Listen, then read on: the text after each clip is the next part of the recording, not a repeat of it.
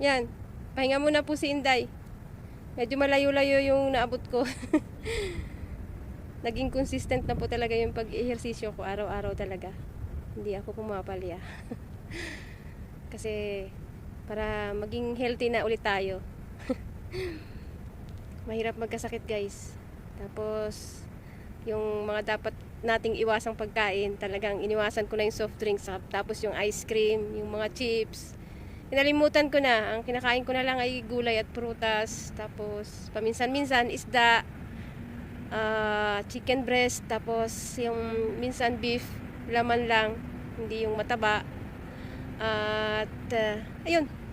Basta kailangan kumpleto rin sa tulog, tapos yung pag-inom natin ng tubig, yan ang pinaka-importante din. At saka wag may stress sa mga maliliit na bagay. Wag lang pansinin yung mga issue na wala namang kabuluhan. Sabi nga ay wag magpapa-apekto. Kasi walang ibang mag-aalaga ng sarili natin kundi tayo. Yung ibang tao hanggang kumusta, hanggang get well soon lang ang makukuha mo sa kanila. Pero yung talagang totoong malasakit, ikaw mismo ang gagawa nun sa sarili mo. Nung nagkasakit po ako, I finally realized that. English pa. Totoo naman po, real talk lang tayo. Kailangang mahalin natin ang ating sarili para sa ating future na rin. At sa future ng ating mga mahal sa buhay. Kailangan natin na maging malusog. Kasi kapag mahina ang ating katawan, nahihirapan din po talaga tayong magtrabaho. Siyempre naman, sino ba naman ang hindi maapektuhan na mahina ang katawan mo, malabo pa yung mata mo. Ayan, nagpapalit na po ako ng lens ng aking salamin para hindi ako nahihirapan sa pag-work.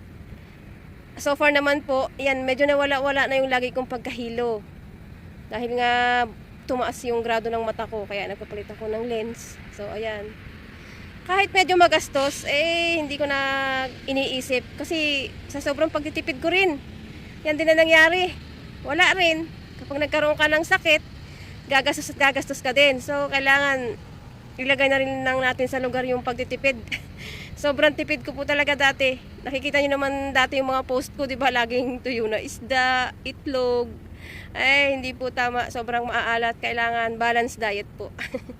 Ayan, nagkaroon na ng disiplina si Inday at nagkaroon na ng leksyon. Huwag masyadong spoil din ang sarili sa mga bagay na hindi tama. Tapos yun nga, yung pagtitipid na wala na sa lugar. So yun lang po ang aking chika for today. At ako ay babalik na dun sa aking tinitirahan. Ay umupo-upo lang at ngalay ang aking binti. So thank you for watching po.